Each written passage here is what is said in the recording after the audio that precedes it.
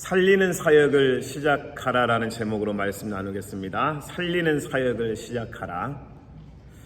예수님께서는 지금 계속해서 제자들에게 말씀하시는데 그 중심, 핵심이 뭐냐면 살리라는 거예요. 예수님이 세상에 오신 목적이 있습니다. 죽어가는 영혼들, 세상을 살리시기 위해서 오셨어요. 여러분, 우리가 예수님 믿고 나서 바로 시작해야 되는 게 있어요. 살리는 사역을 시작해야 돼요. 제가 초등학교 때 이제 친구들하고 노는 게 너무 재밌잖아요. 숨바꼭질 하면서 놀고, 들판에서 놀고, 숲속에서 놀고, 고기 잡으러 다니면서 놀고. 근데 저희 아버지가 염소 새끼 한 마리를 사오셨어요. 그래서 염소를 가지고 이제 학교 갔다 오면 우리는 공부하란 말은 들어본 적이 없는데 가서 염소 풀 이거 먹이고 와라, 돼지 밥 줘라 이런 이야기 많이 들었거든요. 염소가 컸어요. 이제 어느 정도 한 중간 정도 컸는데 친구들이 놀자는 거예요. 야 영철아, 야 그 염소 말뚝 박아놓고 가서 놀자. 근데 염소에게 마음이 있어야 되는데 친구들이 놀자고 하니까 도저히 안 되겠더라고. 그래서 그냥 야 너 그냥 여기에서 풀 먹고 있어라. 그리고 나서 이제 친구들하고 신나게 놀다가 집에 갔어요. 우리 아버지가 그러는 거예요. 염소는 어딨냐 그러는 거예요.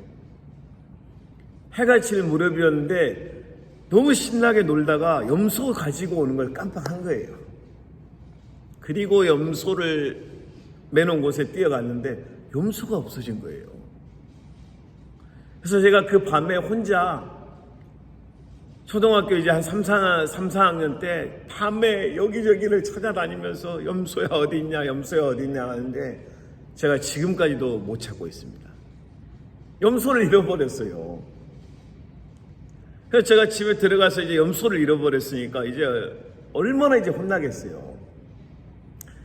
그래서 제가 우리 아버지에게 혼이 난 경험이 있는데 그 염소를 잃어버렸을 때 그 어린 초등학교 3, 4학년짜리가 느꼈을 그 어떤 눈물, 공포, 두려움, 안타까움. 염소가 없어진 게 아니고 내 심장이 어디 그냥 벌렁벌렁 하면서 염소가 없어지니까 그냥 내 삶이 끝난 줄 알았어요. 저는 그때. 이제 우리 아버지에게 혼날 거 생각하고 염소 없어진 거 생각하니까 야, 여기에서 이제 모든 게 끝났구나. 이런 생각이 들 만큼 절박했습니다. 오늘 예수님께서는 양 100마리를 가지고 있는 목자가 한 마리를 잃어버렸을 때 이 비유를 드시면서 이 한 마리를 다시 찾아오면 그 기쁨으로 얼마나 큰 축제가 일어나고 행복하지 않겠냐.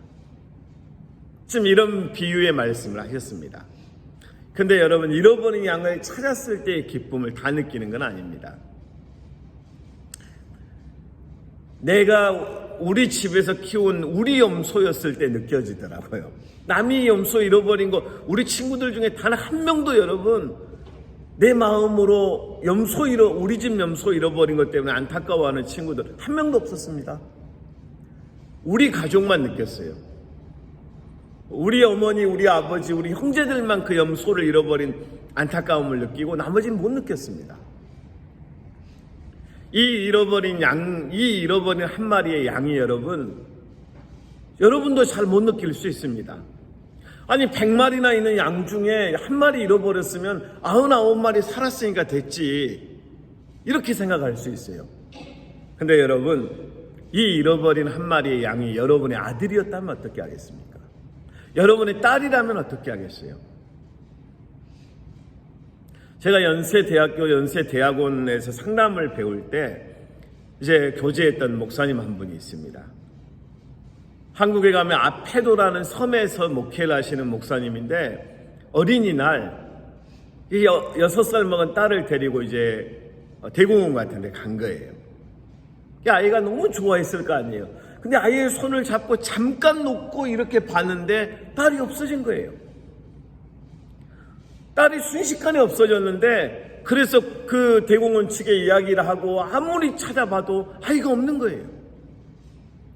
그리고 이 아이를 찾기 위해서 그 공원이 대공원이 있는 도시에 전국의 모든 보육시설부터 시작해서 아동 관련 기관들을 수십 년 동안 찾아다녔는데 수십 년 아니고 6살이었으니까 약 한 10몇 년을 찾아내 못 찾았어요. 그러면서 그 이야기를 하는데 눈물을 펑펑펑펑 흘려요.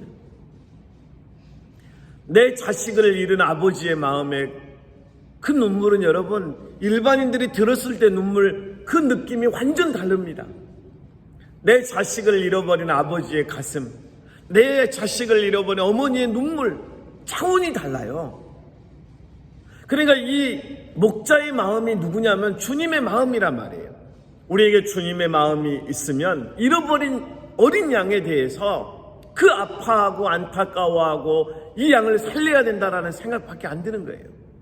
남의 양이라고 생각하잖아요. 그 안타까움이 없습니다.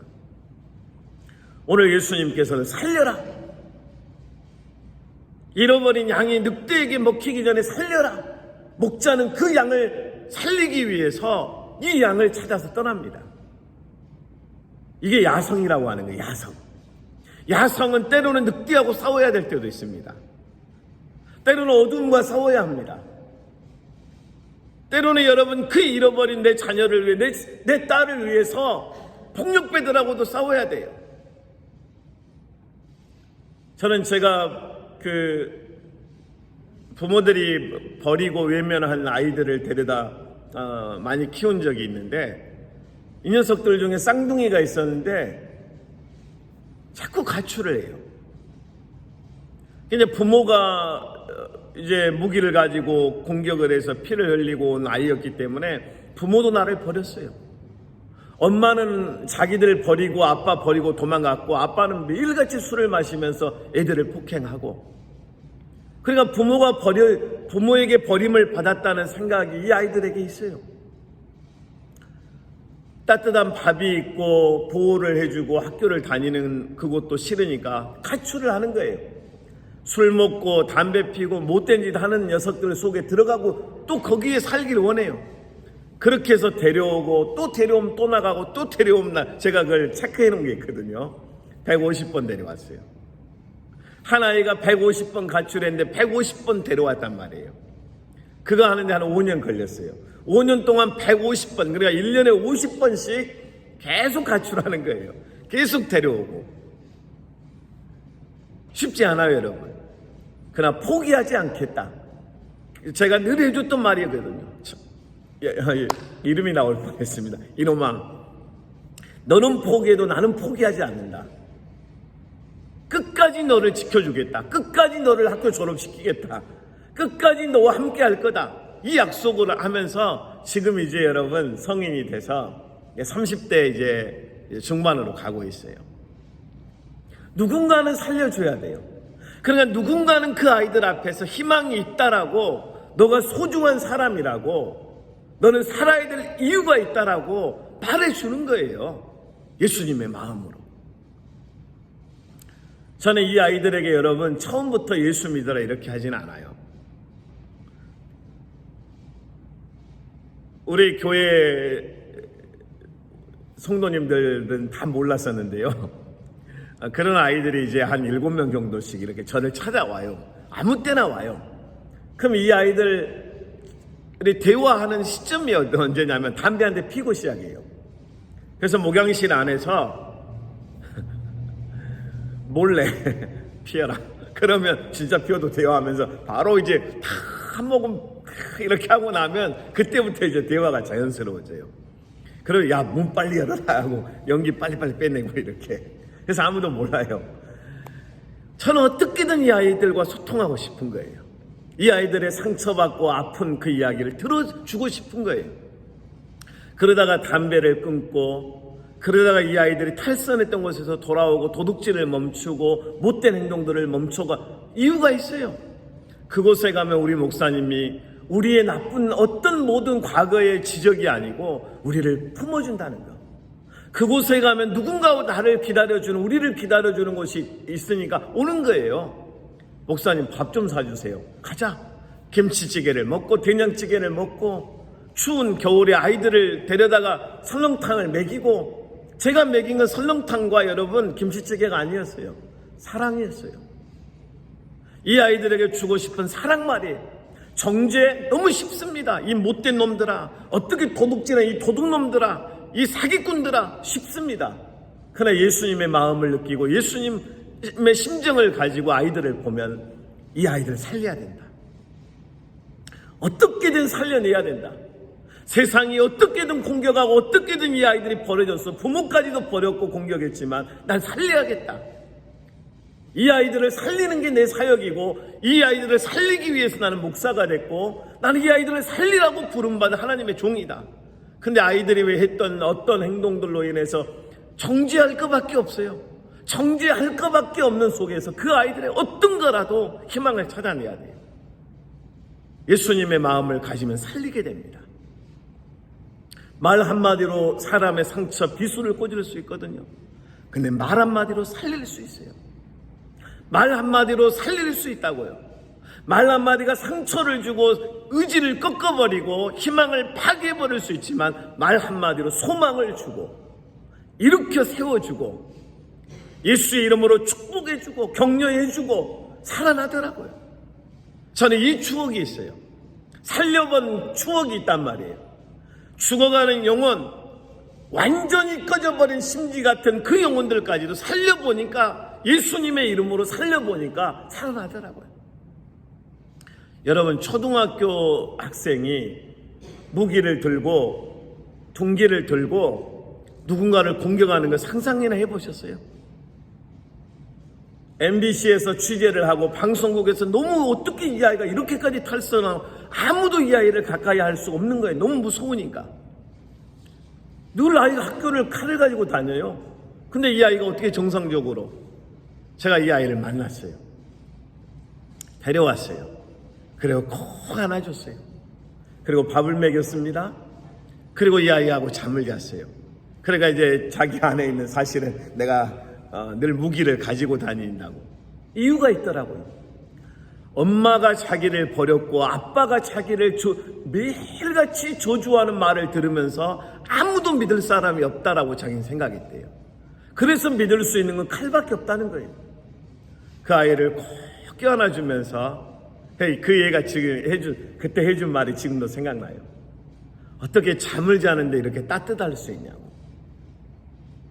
어떻게 이렇게 잠이 잘 올 수, 초등학생이 한 말이에요.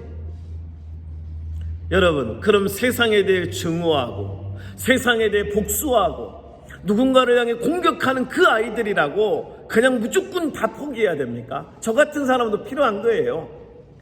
교도소로 향하고 있는, 소년원으로 향하고 있는 그 아이들을 가로막고 누군가는 막아줘야 되는 거예요. 그래서 그 아이에게 마지막 한마디는 해줘야 돼요. 너의 인생에 소망이 있다. 제 이름이 여러분 네버 기브업 김이잖아요. 왜 이 이름을 만들었는지 아세요? 다 잊어먹어도 포기하지 마라. 그 메시지를 주고 싶어서 그랬던 거예요. 여러분, 잃어버린 양에 대한 마음을 오늘 여러분 꼭 가지고 있어야 되는데 쉽지는 않아요. 그러나 내 자식이라고 생각했을 때 이 말씀은 굉장히 느낌이 달라져요. 살려야 된다는 생각밖에 없어요. 여러분의 아들, 딸이 가출을 해서 집을 나가서 어디에서 헤맬지 모르는데, 어디에서 나쁜 놈들을 만날지 모르는데 여기 가만 앉아있을 부모가 어디 있어요? 그렇게 방치해둘 부모가 어디 있냐고요. 우리 예수 믿는 사람들 중에 만사를 제쳐주고 내 아이를 찾으러 가고 내 딸을 찾으러 가고 내 자식을 찾으러 가기 위해서 온몸을 불태우실 분들이 여러분 아닙니까? 절대 나는 내 자식 포기할 수 없다. 어머니가 왜 위대합니까? 어머니가 여러분 자녀를 지키기 위해 세상을 무서워합니까? 그 어떤 누구의 어떤 손가락질을 두려워하면서 내 자식을 포기한 어머니가 있습니까? 없잖아요. 내 자식을 내 생명보다 귀하게 여기는 어머니와 아버지 때문에 자식들은 그 품에서 사는 거예요. 내가 끝까지 너를 지켜주겠다. 내가 끝까지 너를 책임지겠다. 내가 너와 함께 할 거다. 너는 내 사랑하는 아들이다, 딸이다. 그렇게 말했잖아요. 그게 예수님 마음이라고요. 그래서 여러분, 살리는 사역 시작해야 돼요.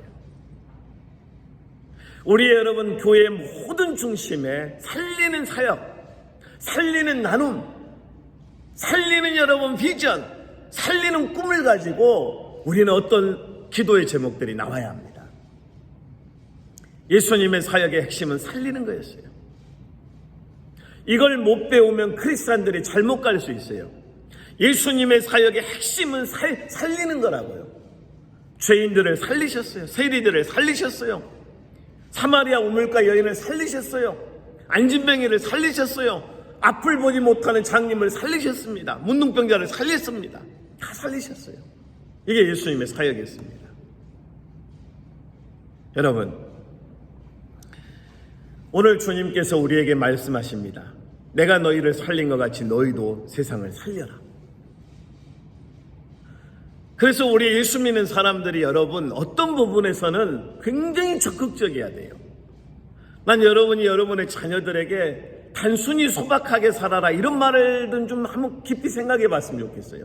세상 속에 빛이 되는 건 소박하지 않아요. 세상 속에 어둠으로 가득 찬 세상의 빛은 여러분 생명입니다.